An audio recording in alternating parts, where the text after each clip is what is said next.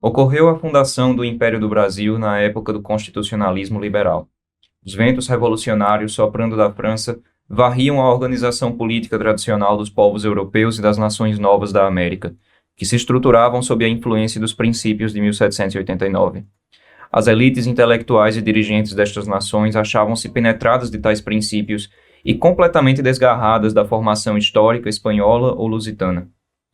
Os jovens bacharéis nas academias, nos clubes políticos e literários, nas sociedades secretas e nas suas viagens à Europa, aprendiam a nova cartilha política, que era um compêndio do contrato social de Rousseau e reproduzia as lições de Locke e Montesquieu sobre a separação de poderes. Dr. José Pedro Galvão de Souza, Perspectivas Históricas e Sociológicas do Direito Brasileiro. Olá, pessoal. Nós somos o Pianos, somos um canal de conteúdo jurídico. E esse trecho aí, Gabriel?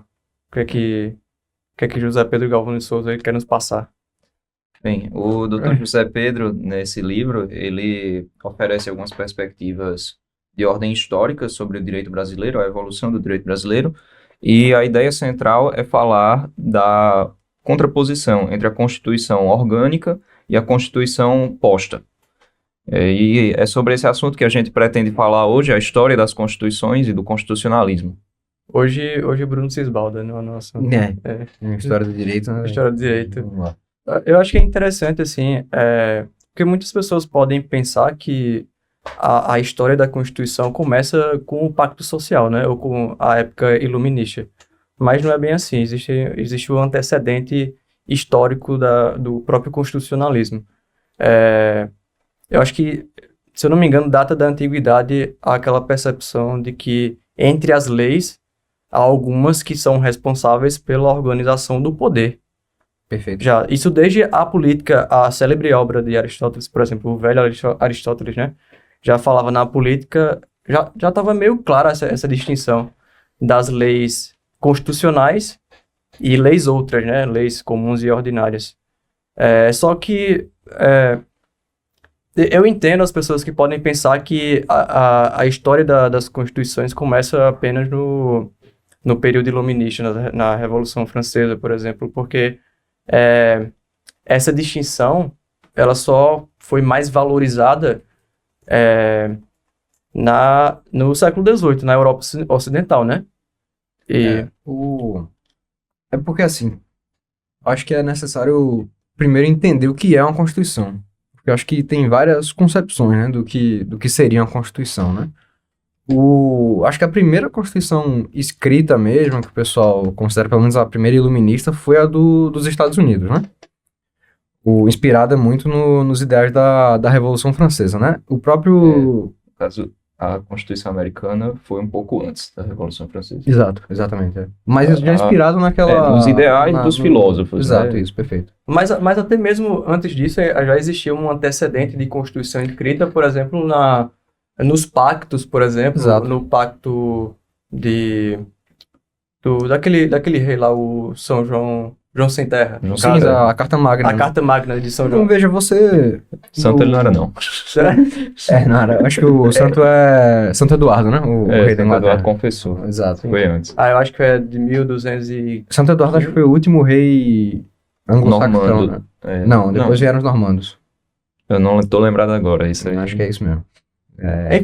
Enfim, voltando ao assunto. O próprio José Pedro, ele toca nesse assunto, né? Nesse texto aí, que é muito bom, inclusive, sobre o que é uma Constituição, o que é que deveria ser. A Constituição americana, ela foi fundada nesses princípios iluministas, mas é muito diferente assim, é diferente e não é, da Constituição histórica que tinha na Inglaterra, da Carta Magna.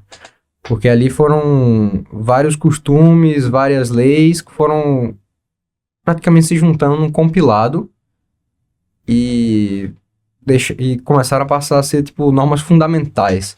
Os Estados Unidos, quando escreveu a Constituição, eles tiveram uma certa continuação histórica com o que a Inglaterra deixou, né? Inclusive, a Revolução Americana foi se revoltando contra mudanças que a Inglaterra queria fazer, a coroa queria fazer na colônia, né? Assim como a Constituição de 1824 aqui no Brasil também teve uma continuidade ao que o Reino de Portugal tinha construído aqui.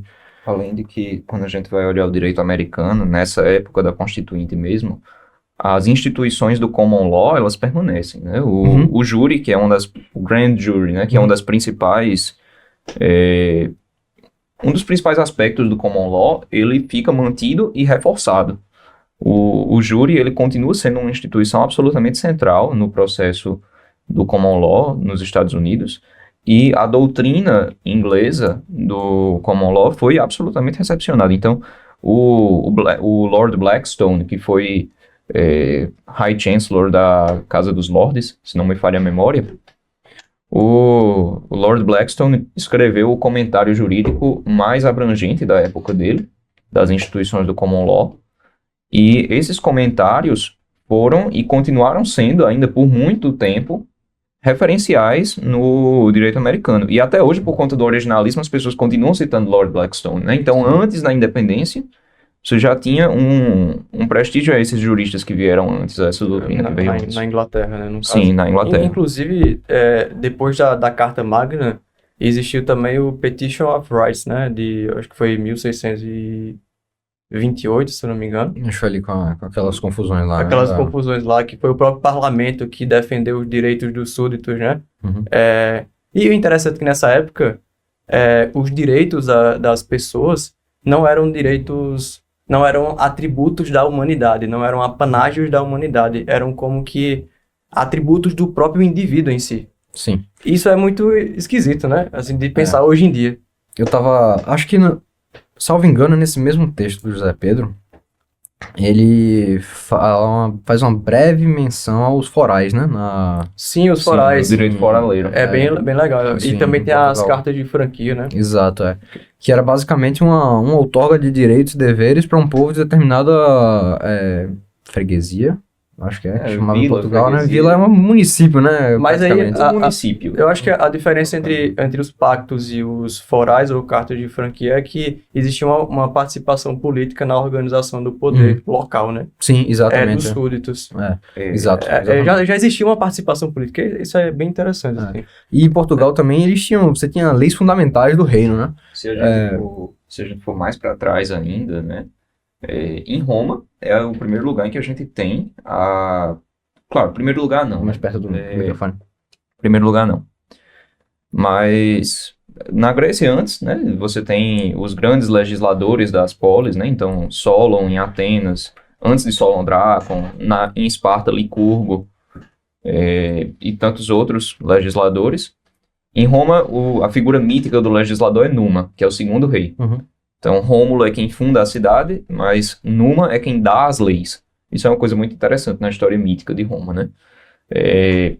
Porém, durante o começo do conflito das ordens, né, ainda na época da República, é que passa a existir uma preocupação de deixar as leis fundamentais escritas. Então, acontece a secessão da plebe, né? Essa é uma história que todo mundo já escutou, como a plebe se revolta contra os patrícios e resolve sair da cidade. Então, eles se juntam e saem da cidade. E fazem essa greve, né, por assim dizer.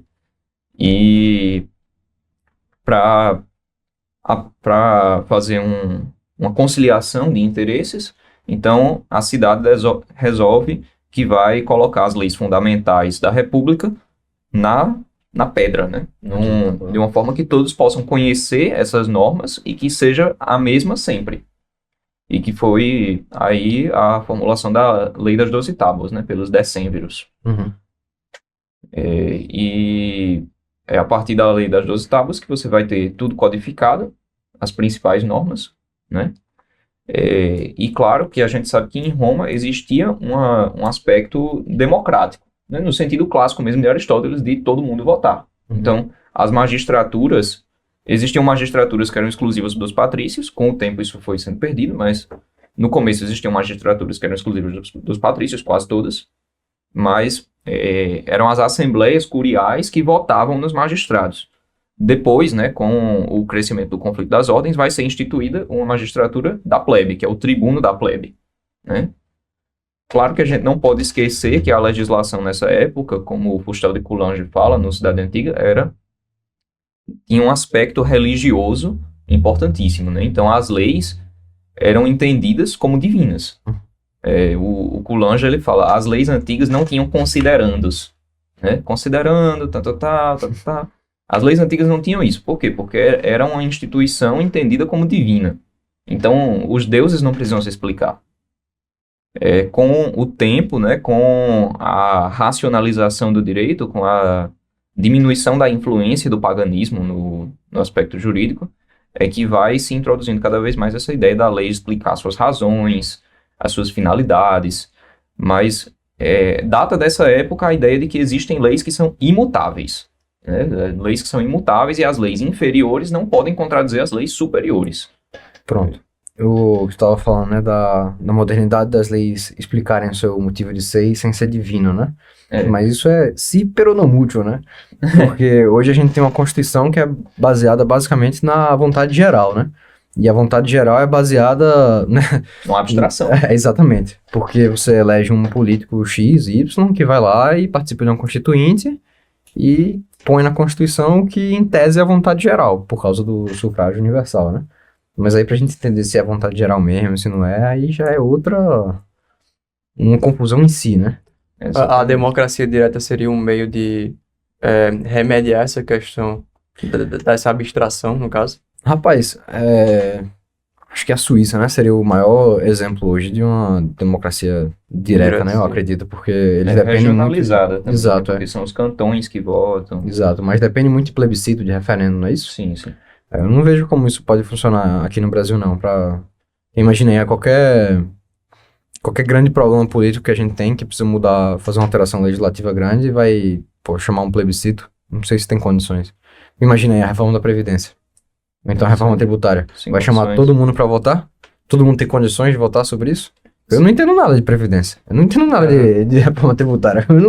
Eu não me considero apto para votar e ser a favor, não, né? E essa é a grande questão do municipalismo, né? Uhum. Porque o municipalismo permite uma forma de participação popular que não vai se tornar uma abstração, né? Poxa, Brasília, quem é que está perto de Brasília, né? Exato. Agora, a ideia das câmaras municipais, como existia, inclusive em Roma, né? Existiam as magistraturas que se preocupavam unicamente com a cidade. E da mesma forma, as cidades que os romanos conquistavam e fundavam também tinham as suas câmaras municipais. E geralmente as cidades conquistadas mantinham o seu próprio direito, né? Sim.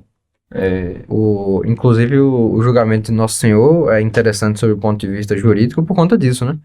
Porque ele foi julgado sobre as leis do local, não é isso? Os fariseus gritam, nós temos uma lei, segundo essa lei ele deve morrer. Exato. Eles não têm o poder de botar a morte, mas ele deve ser julgado conforme a lei deles. Exatamente. E Pilatos, ele, no primeiro momento, ele fica... vai se abster ali, porque ele disse, não é problema de Roma isso aí, não... Ele não cometeu nenhum delito na nossa lei, né? Talvez na lei local, né? Mas, enfim, voltando ao início falando das câmaras municipais, não é isso? Sim. Aqui no Brasil, a gente sempre manteve... Sempre não, né? Mas logo no início da colonização, a gente tinha esse direito...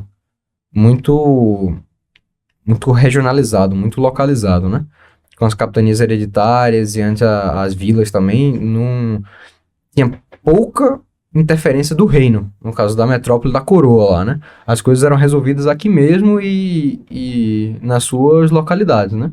Mas com a nossa evolução constitucional, legal, jurídica, a gente foi perdendo essa independência local, né? Acho que a gente até falou O localismo, sim. no primeiro podcast sobre isso, né? Da questão do federalismo e da centralização política Sim. na União, né? Sim. E, novamente, voltando ao texto que a gente abriu o podcast, José Pedro também fala sobre isso nesse texto, né? Sim. É exatamente essa questão da progressiva abstração. É exatamente essa questão da progressiva abstração do nosso direito, né? O nosso direito começa extremamente historicizado, localizado, e com o passar dos tempos, isso é um processo que já vem de Portugal, né? O José Pedro ele fala muito disso, Dr. Ibsen também no livro dele, da História do Direito Brasileiro, Então, no começo do Reino de Portugal, né, o direito foraleiro ele tinha uma influência muito grande, mas aí com o decorrer dos tempos, né, no período com a centralização mesmo do absolutismo, isso vai perdendo a força, o poder do rei vai se tornando cada vez mais incontestado pelos direitos locais. E aí, já antes do período pombalino, se não me falha a memória, a gente teve a Lei da Boa Razão. Foi... Eu acho que foi do período pombalino. No período pombalino? Isso. Pronto, perfeito. Foi em 1750, quando Pombal sobe ao poder, né? Com Dom José I. Dom José I, isso. Agora não vou me lembrar qual é o ano da Lei da Boa Razão, mas eu acho que já é no período pombalino, sim. É junto com a reforma dos estatutos da Universidade de perfeito. Coimbra. Acho que tem aqui. E Agora, a Lei da Boa Razão já é um marco muito notável nessa ideia de racionalização do direito, à luz dos moldes iluministas mesmo, né? Então, o direito romano, que sempre foi aplicado pelos juristas, a Lei da Boa Razão coloca assim, lembrando de uma lei anterior, que eu não lembro qual era o nome da lei, mas enfim, que Dom José I tinha colocado assim, os usos romanos, as leis do Código Romano, serão aplicadas naquilo em que tiverem boa razão. Aí as pessoas leram isso e continuaram aplicando o direito romano como antes, né? Aí na Lei da Boa Razão ele fala inconformado que, bem, a gente mandou que aplicasse só naquilo que tinha boa razão. Mas ele não deixou claro o que era a boa razão, né? 1769, a Lei da Boa Razão. Sim, pronto. Perfeito. Exatamente. E também, ele, salvo engano, ele colocou um tempo pro costume, né? 100 anos. 100 anos, mas peraí, como é que eu vou medir isso aí, pô? Como é que eu vou saber quando é que o costume começou, quando é que não começou? Não tem como... não tem nenhum critério como medir. objetivo para avaliar É isso. engraçado que o Marquês de Pombal e o José I, Dom José I, eles são conhecidos como déspotas esclarecidos, né?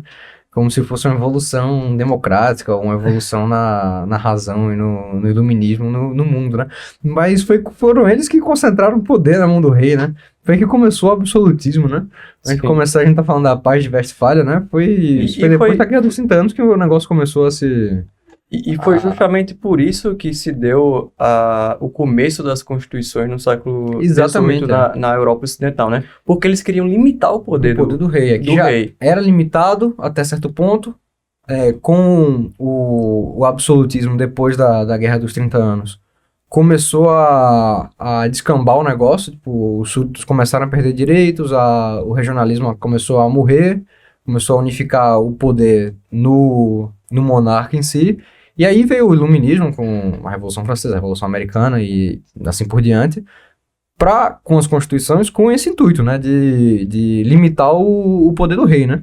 E aí vem separação de poderes, sufrágio, toda essa questão que a gente atrela as constituições ao regime republicano, né? Sim. E aí tem aquele paradoxo curioso que o José Pedro sempre fala, como o Estado moderno ele tem mais poder na vida prática do cidadão do que o antigo regime tinha. Sim. Né? O Estado moderno ele tem uma influência onipresente na vida dos cidadãos que era absolutamente impensável no antigo regime, né? Antes do absolutismo. Sim, exatamente. O nível de controle sobre a vida ordinária que o Estado tem é sem paralelo na história. Exato. E aí, voltando um pouco para as constituições, a Constituição de 1824 no Brasil é interessante porque, assim como a Constituição americana, ela, claro, é bem diferente, tá? A Constituição americana da Constituição de 1824. Não estou dizendo que são parecidas no seu conteúdo, mas são parecidas no sentido de que mantiveram uma tradição jurídica, não romperam com essa tradição. Ao contrário de, por exemplo, das constituições na Europa e aqui na América do Sul também, com as independências das colônias, né? Quando eu estava em Portugal, eu tinha discussão com um amigo português, que ele falava que foi um absurdo, ele era monarquista, né? Dizer que era um absurdo a independência e tal, que já era um movimento revolucionário. Eu disse, não era. Era contra-revolucionário aqui no Brasil. O movimento de independência e a Constituição de 1824, eles mantiveram muita coisa do antigo regime aqui no Brasil. É tanto que as ordenações do Reino de Portugal vigoraram no Brasil até 1916. o livro quarto, salvo engano, das ordenações filipinas, que tratava do direito civil, ficou em vigor no Brasil até 1916. Isso eu acho que foi o país que mais perdurou o antigo regime, foi o Brasil.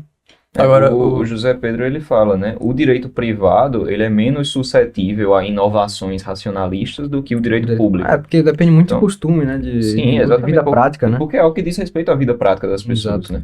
O direito público, durante a independência, né, o doutor José Pedro fala disso, o doutor Ibsen também, é certo que a Constituição de 24, ela mantém muita coisa do antigo regime, mas já mescla Claro. algumas ideias do iluminismo, né? Então, Dom Pedro I era um cara muito Contraditório. contraditório. Agora, antes da Constituição de 1824, já existia uma espécie de antecedente do constitucionalismo brasileiro, que foram, se não me engano, foi o regimento do governador-geral. Que, se não me engano, foi Tomé de Souza, né? O primeiro governador-geral. Ele trouxe para cá esse regimento geral do governador, com, se não me engano, 48 artigos. É verdade. E era responsável por organizar As capitanias, né? as capitanias aqui. É verdade. Dos donatários. Verdade mesmo.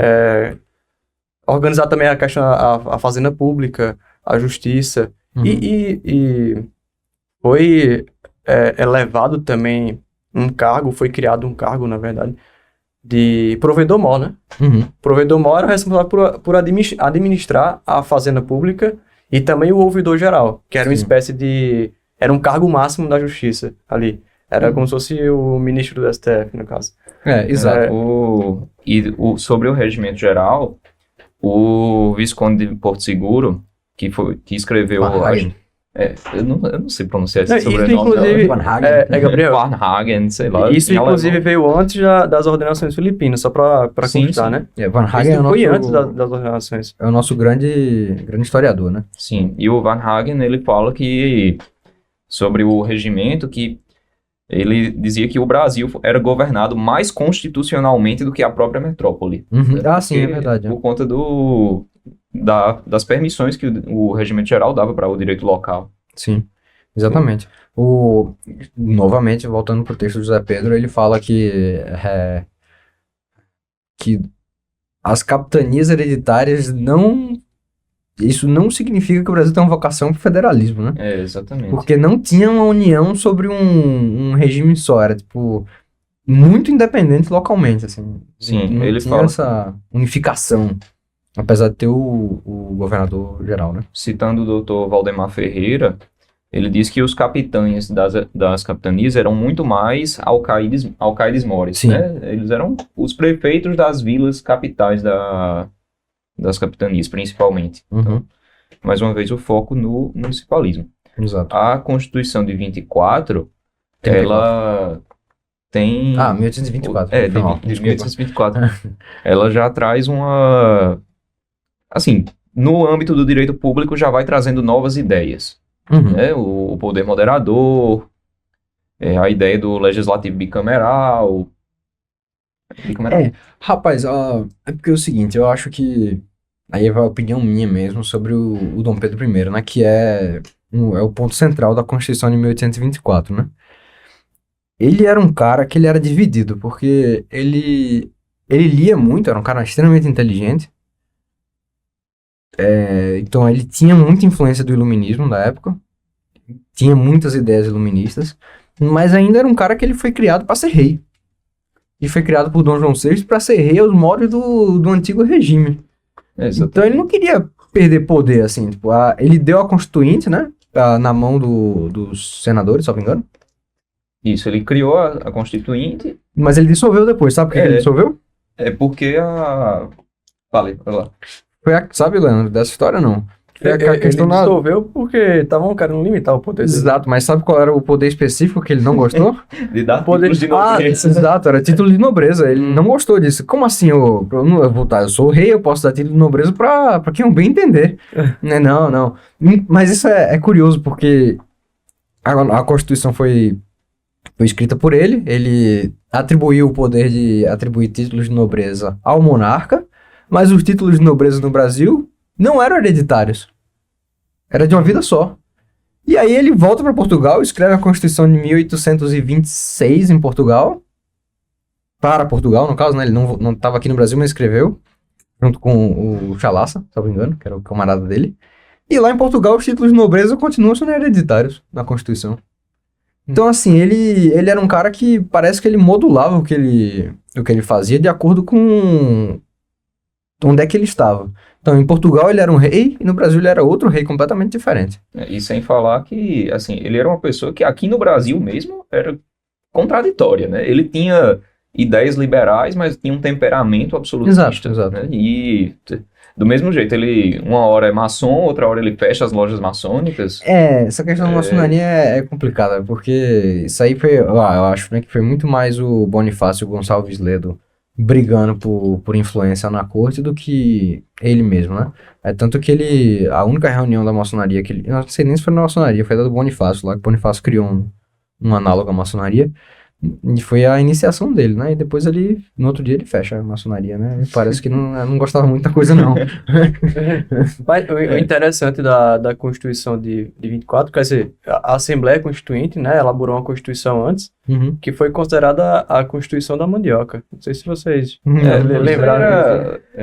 Por conta da questão do voto censitário. Do voto censitário, tinha graus ali, você não votava, era voto indireto no caso, né? Você votava na paróquia primeiro, aí depois, por sua vez, a paróquia votava nas províncias, e as províncias, por sua vez, votavam nos parlamentares, né? Aí, para cada qual, existia um valor, né? Eu acho que é alqueires, se eu não me engano, que era um... É tipo um hectare, né? Não era hectare, era relacionado à farinha, acho que era alguma coisa assim. Tem um do Gustavo Corsão, né? 3 alqueires de uma vaca. Tem esse também. Mas aí a Constituição de 24, ela não exclui o voto censitário. O voto censitário continua, né? No artigo 92, inciso 5º, ela exclui de votar na Assembleia Paroquial os que não tiverem de renda líquida anual 100 mil réis por bens de raiz, indústria, comércio ou empregos. Então, a renda líquida anual mínima era 100 mil réis. Abaixo disso você não votava. Mas acho que na Prússia era assim também. Tinha uma questão dessa. Era uma coisa extremamente comum nas constituições do século XIX, né? A gente pensa que não, mas nessas constituições aí... E resquício também da nobreza, né? Sim. Tipo... A nobreza já estava bastante enfraquecida, mas a burguesia queria exercer um poder semelhante. Sim, semelhante à nobreza, né? Inclusive a monarquia no Brasil caiu por falta de apoio da nobreza, né? Não conseguiu manter a nobreza, né?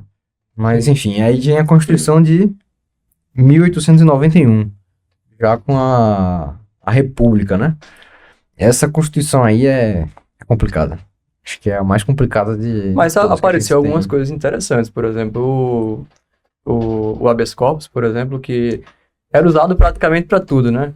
Mas... Era como se fosse um mandado de segurança, uma ação popular. Só que a ação popular e o mandado de segurança só foi chegar depois. Se eu não me engano... É verdade, sim, isso mesmo. O habeas corpus, no Brasil, ele existia com apoio legal durante o tempo do Império. Né? Não era constitucional, mas tinha um apoio legal. Ele é constitucionalizado em 1891, de fato, né? Mas já existia antes. Agora um negócio interessante, Gabriel. No título dos Direitos e Garantias Fundamentais da Constituição de 1824, eu acho que é no final, né? Ao contrário da Constituição de 88, eu acho que deve ser no artigo 176, salvo engano. E se o título for Direitos e Garantias Fundamentais, há uma contradição, porque não existem garantias, né? Porque não existiam remédios constitucionais na época. Porque o habeas corpus só foi criado por Rui Barbosa em 1891. A Constituição de 24 fala no título 8º das disposições gerais e garantias dos direitos civis e políticos dos cidadãos brasileiros. Aí fala logo no começo como o Congresso, a Assembleia Geral, vai, no princípio das suas sessões, examinar se a Constituição tem sido exatamente observada E também coloca aquela disposição bem interessante que é constitucional só o que diz respeito aos limites e atribuições respectivos dos poderes políticos e aos direitos políticos e individuais dos cidadãos. Isso aí é interessante demais, porque a Constituição de 24 era uma Constituição semi-rígida, né? Exatamente. Tinha algumas coisas que poderiam ser Mudada por lei mudadas ordinária. por lei ordinária e outras definitivamente não poderiam.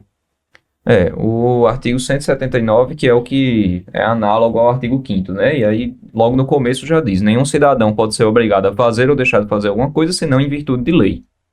E depois, nenhuma lei será estabelecida sem utilidade pública e sua disposição não terá efeito retroativo. Já também muito interessante, né? A questão da garantia da segurança jurídica, o ato jurídico perfeito e a coisa julgada. Exato. Muitos desses dispositivos foram mantidos na Constituição de 88, né? A redação do artigo da liberdade de expressão também é muito interessante. Todos podem comunicar seus pensamentos por palavras, escritos e publicá-los pela imprensa, sem dependência de censura, contanto que hajam de responder pelos abusos que cometerem no exercício deste direito, nos casos e pela forma que a lei determinar. E na prática é isso que a gente tem hoje, né? Sim, mas aí só não tem o vedado anonimato, né? Que consta na Constituição de 88.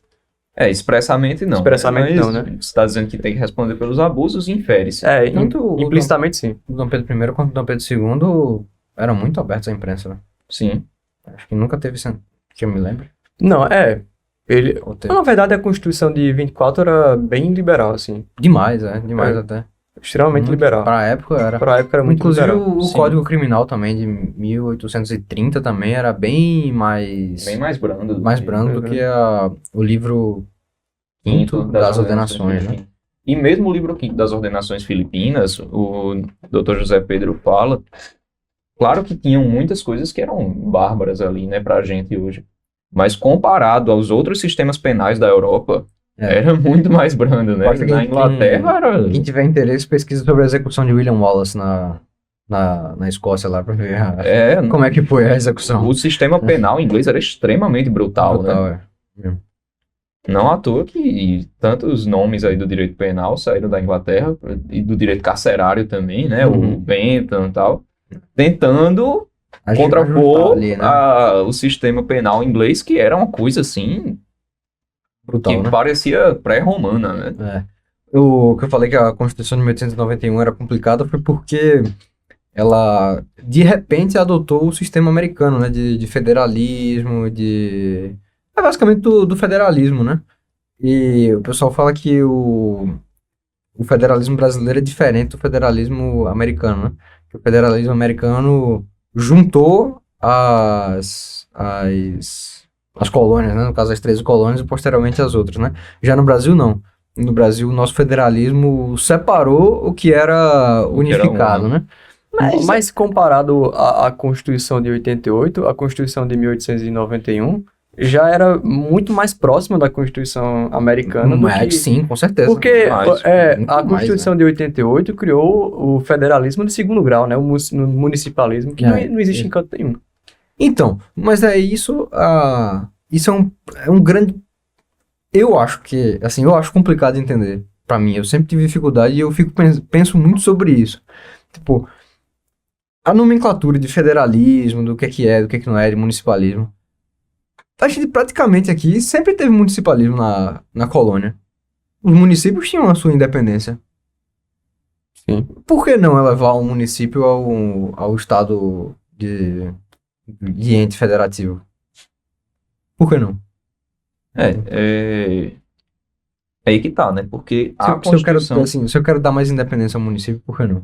Sim, a questão da Constituição de 89 é precisamente essa, né? Porque tira o centro da vida política local do município, que sempre foi o caso, e coloca no Estado, né? Que é uma entidade já bem mais distanciada da vida das pessoas, e ainda mais considerando que os estados em 89 eram maiores, né? A gente tinha menos estados porque os estados eram maiores. Sim. E a adoção do modelo americano foi feita de uma forma tão acrítica que a primeira bandeira do Brasil republicana foi aquela horrorosa, Brega. né? Brega demais, horrível. Bandeira horrorosa, que era uma cópia da bandeira americana, verde e amarela, né? Exato, né? Horrível.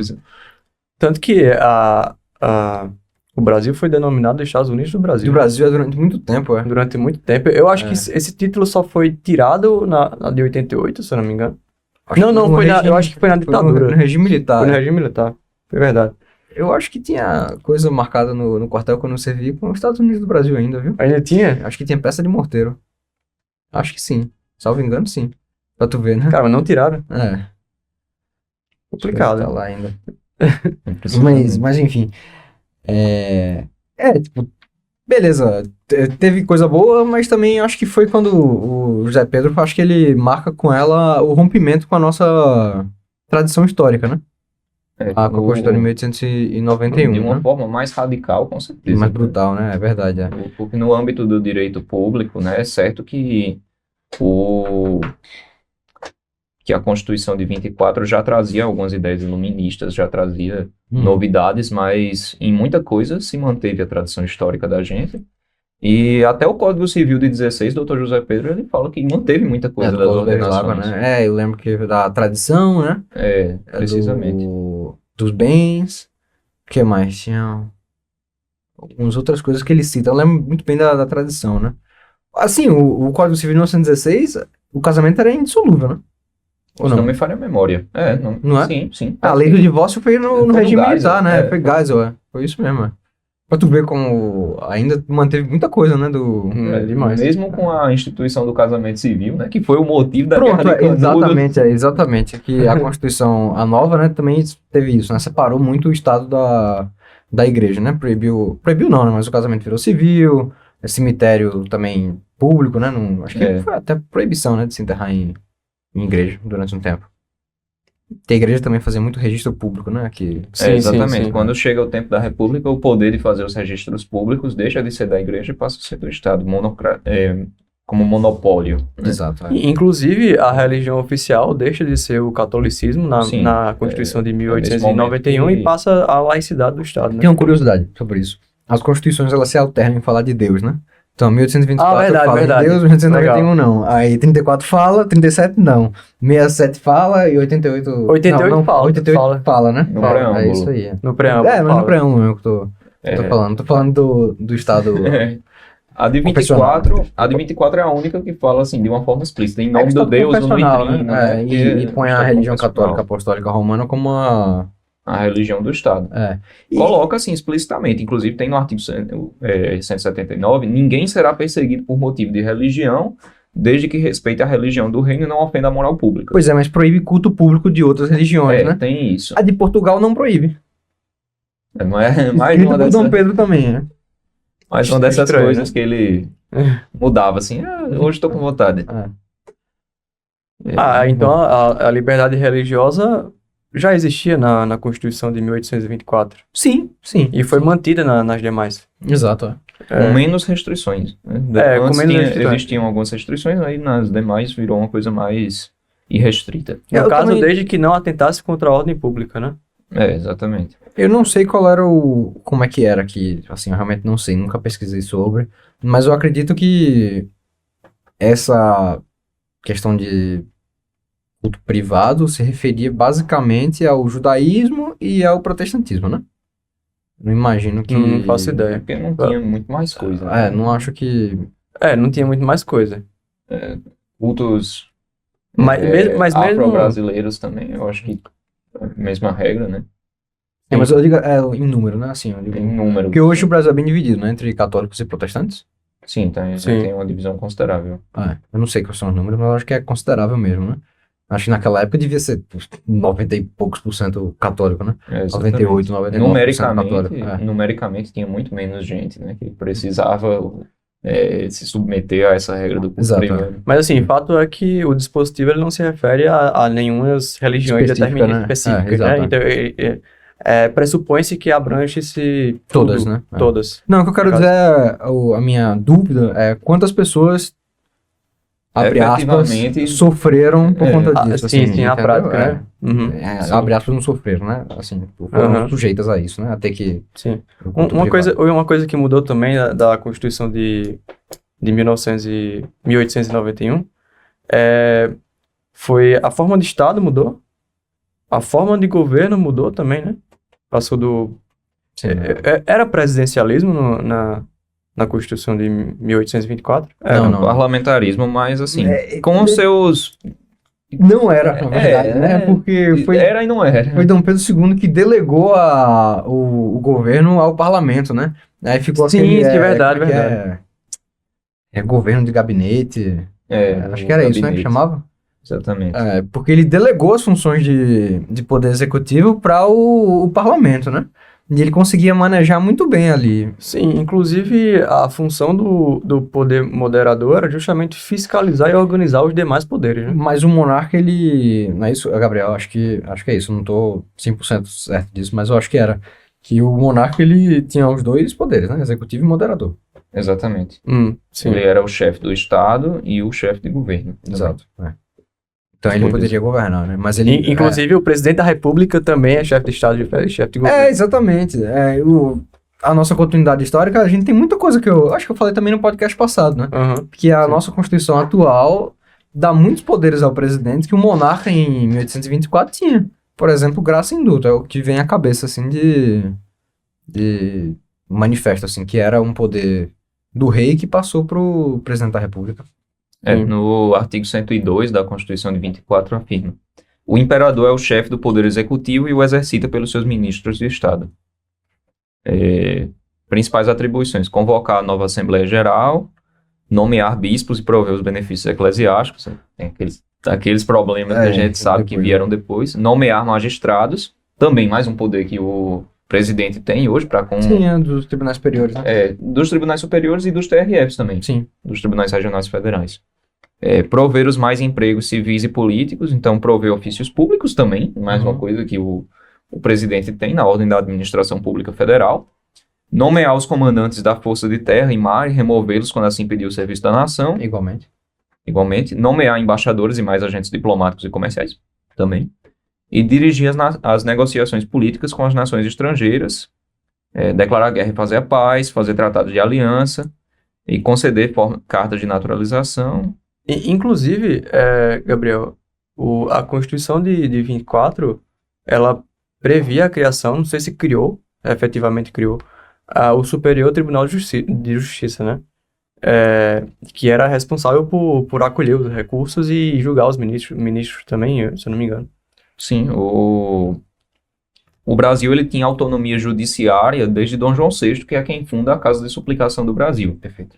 A Casa de Suplicação de Portugal tinha uma função também de cúpula do judiciário e também eles faziam os assentos que tinham força vinculante, né?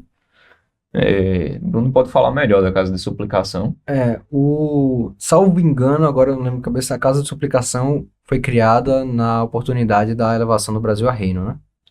A Casa de Suplicação do Brasil. Exato. Sim. Quando a corte veio para cá, foi criada a Mesa de Desembargo do Paço e Consciência e Ordens, que era a junção de dois tribunais que tinha em Portugal, que era a Mesa de Desembargo do Paço e a Mesa de Consciência e Ordens.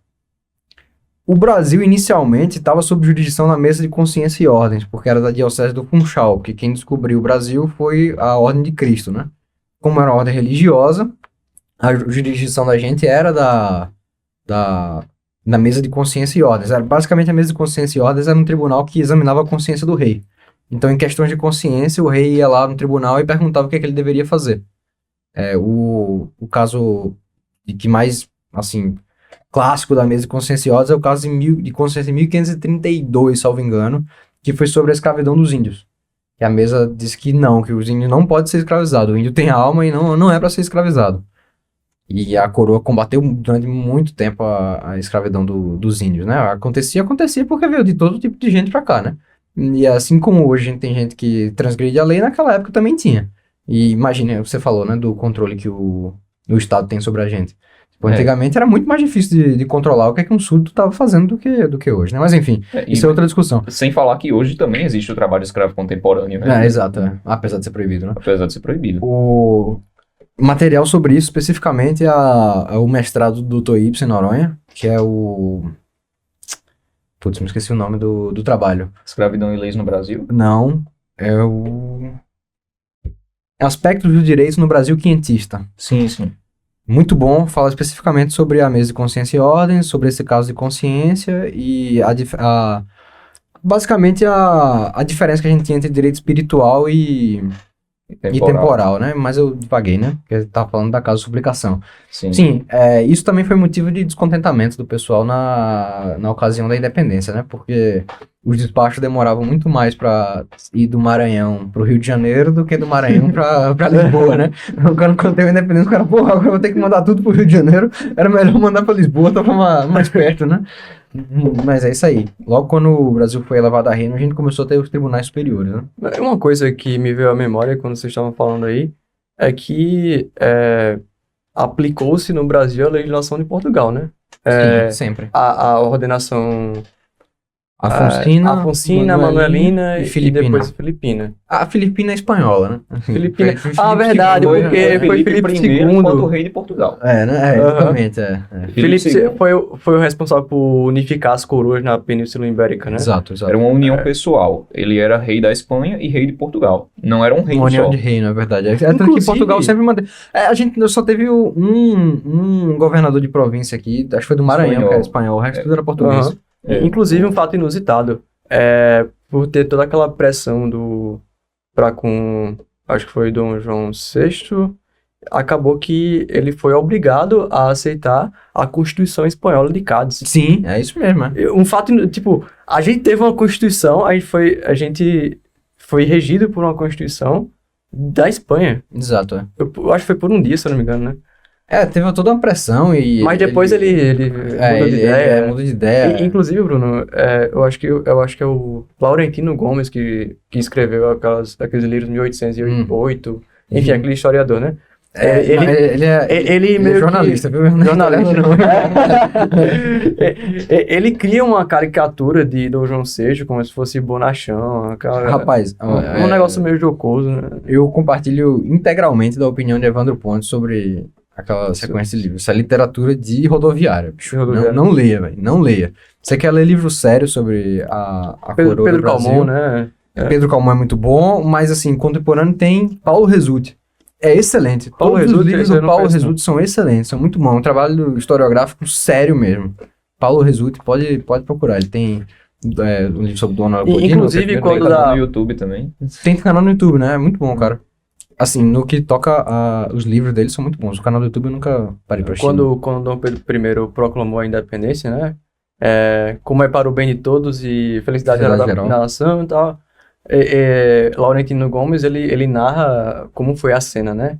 Meio bucólica e prosaica. Caraca, ele escreveu aquele livro ali só pra denegrir a imagem porque... da coroa e dos Sim, príncipes, exatamente. Dizendo que Dom Pedro tava com dor de barriga. Sobre o todo fato melado de lama, como se fosse um tropeiro e tal. Do 7 de setembro tem que ler o texto do Carlos Alberaca Jr. Ele tem um texto que ele narra todos os acontecimentos do 7 de setembro, tipo, hora após hora ali. E sobre o relato de várias pessoas de fontes primárias que estavam no local, né? Laurentino Gomes, eu acho que ele até deve citar. Ele até cita fontes boas, mas ele vai... O Dr. Ibsen falava que era petit toar, né? Em vez dele falar sobre assunto sério, ele preferia falar sobre a quantidade de piolho que tinha na corte. Então, voltando para as constituições, sim, né, a gente divagou bastante. Inclusive, pelo tempo aqui, eu acho que a gente vai ter que fazer outro episódio para falar das outras constituições. É Né? verdade. Vai ter que fazer parte 1, 2 e 3, né? Esse aqui a gente só falou da de 1824 com a... E começou 89. E comparando... O pessoal vai ter uma história das constituições, parte 1, parte 2, parte 3. E com muitas divagações, né? Com muitos assuntos paralelos. Mas vai, diz, Gabriel. A questão da Constituição de 89... já traz vários aspectos interessantes, né? Então, a ideia do controle de constitucionalidade pelo judiciário, né? Já é algo que não estava de forma explícita na Constituição de 24 e a gente não sabe de nenhum caso, até onde eu sei que o judiciário efetivamente fez um controle de constitucionalidade, né? Mas a Constituição de 89 passa a atribuir isso, né? Nos moldes americanos mesmo. Inclusive, era um controle difuso, né? Sim, não um sim. controle concentrado. Porque a ideia de controle concentrado, ela só começa a existir de uma forma mais pelo judiciário, né? Ela é uma ideia do Kelsen, né? Do Tribunal Constitucional da Áustria. Eu não tenho certeza se existia dessa forma antes, né? Talvez Bruno saiba de alguma instância em que isso aconteceu. Do que do tribunal. Um tribunal judiciário com poder de controle de constitucionalidade em sede abstrata, né? Rapaz, Eu acho que isso aí só foi na Áustria mesmo, Gabriel. Assim, porque tem os sistemas de controle de constitucionalidade, né? Primeiro tem o controle americano, que é o controle difuso. O segundo é o controle político da França. E o terceiro é o austríaco. O Brasil adotou todos os três, né? Uma mescla Sim. dos três. Aí é o a STF grande foi criado questão. aqui no Brasil na ocasião de 1891, não é isso? Com a proclamação da República. Sim, Não é foi. isso? Por causa foi. do federalismo, Aham. né? Não sei se naquela época já tinha função desse controle de constitucionalidade abstrato e tal. Já, né? De 91, né? 1891, com a criação do STF. Rapaz, não do jeito que a gente tem hoje, com certeza, né? Era uma função análoga à Suprema Corte Americana. Uhum. Diga-se de passagem que na Constituição Americana também existe esse debate se o judiciário ele tem o poder, se a Suprema Corte tem o poder de efetivamente tirar uma lei do mundo jurídico, Uhum. né? Existe um artigo de 94 páginas na internet do Jonathan F. Mitchell, que chama The Writ of Erasure Fallacy, em que ele vai discorrer assim de uma forma bem completa sobre o suposto poder do judiciário americano de tirar uma lei do mundo jurídico, né? Aqui no Brasil existe uma previsão constitucional expressa disso, né? Que quando o Supremo declara uma lei em sede de controle concentrado inconstitucional, ela deixa de existir no mundo jurídico, ela é nula, né? Na Constituição americana não existe essa previsão expressa, então isso é uma construção da jurisprudência. E aí a gente já entra no fato de que existe hoje uma outra construção de jurisprudência que faz com que o STF, em sede de controle difuso, elimine a lei do mundo jurídico, né? Porque o Gilmar, ele fez aquela tese da mutação constitucional do 5210, que alargou o poder do STF de declarar a inconstitucionalidade de leis de uma forma que claramente não estava sendo prevista pelo legislador constitucional, né, pelo constituinte. Voltando a esse texto do José Pedro Galvão de Souza, é muito bom, né? Ele fala sobre a questão das emendas à Constituição, né? E ele fala que as emendas à Constituição é como se fosse uma continuação histórica da Constituição, né? Se uma Constituição é promulgada, você vai emendando ela, que é para se adaptar aos novos costumes, às mudanças da sociedade, né? E a gente vê mudanças também não só por parte de emenda, mas também por parte de inovação judicial, né? Jurisprudencial, Claro que precedente. há de se discutir até onde o judiciário tem a legitimidade de transformar um artigo da Constituição de um sentido para outro oposto, né? É algo, no mínimo, questionável você pegar um artigo que diz A e dizer, não, na verdade está dizendo não A. Está dizendo o contrário de A, né? Isso não é um processo de exegese, é um processo de exegese, né? O Scalia, que era juiz da Suprema Corte americana, ele faz essa distinção entre a exegese e a exegese. A exegese é quando você tira o significado do texto, né? Hoje isso é uma coisa que é considerada ultrapassada, né, na hermenêutica, mas assim, o fato é que você, para interpretar um texto, você vai tirar o significado que ele está dizendo ali, né? Rapaz, a exegese é quando você tenta enfiar um significado no texto. tem que ler o livro do Dawn Dallari, O Poder do Juiz. Eu acho que eu comentei que eu tava lendo no podcast. Rapaz, primeiro. esse livro é muito bom, explica muita coisa, viu? E é anterior à emenda 45, né, que fez a reforma do Poder Judiciário. Sim. Só encontra em sebo, eu acho. Acho que nem publica mais. Eu empresto pra você. É muito bom, livro é recomendação também. Inclusive, fazendo outro adendo aqui, já tá acabando o tempo, né? Primeira coisa a gente vai colocar as referências do primeiro vídeo ainda, que a gente não colocou, né? De texto e de livro que a gente falou. Sim, que a gente fez bastante referência, a gente não colocou ainda. A gente vai adicionar na descrição do vídeo. E a segunda coisa é Breno não tá aqui porque ele tá trabalhando, né? A gente esqueceu de falar dele, né? Não tem isso no vídeo, então ele vai voltar. Breno, infelizmente, não pôde estar presente conosco hoje, né? Um abraço, Breno. Um abraço. Porque ele não mora aqui onde a gente grava.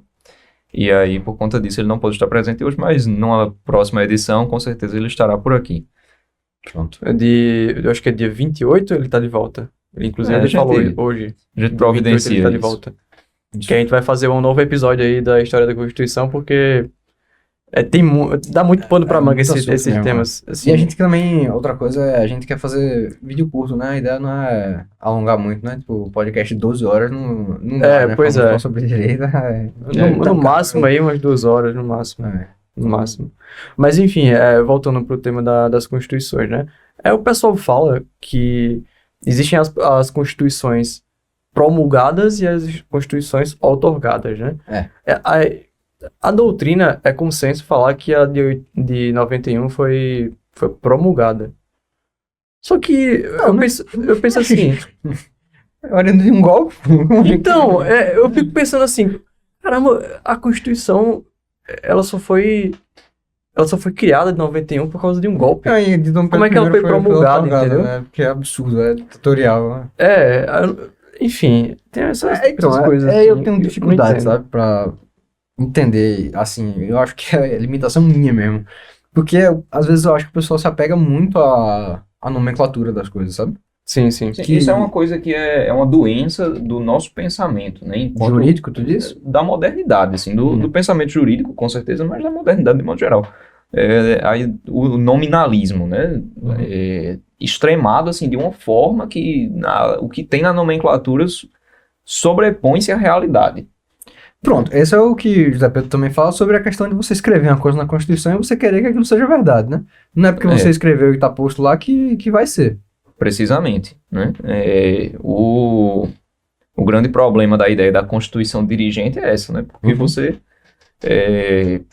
você cria uma coisa que não tem uma correspondência na realidade, né? O Marçal Justem Filho, ele critica bastante essa ideia da Constituição dirigente, né? A ideia de uma Constituição é que ela reflita a organização política do país, né? Quando você coloca na Constituição um monte de coisa programática, né? Você está fazendo assim uma ingerência na vida do legislador ordinário que não é prática, né? Termina sendo só uma fonte de maiores querelas judiciais. Sim.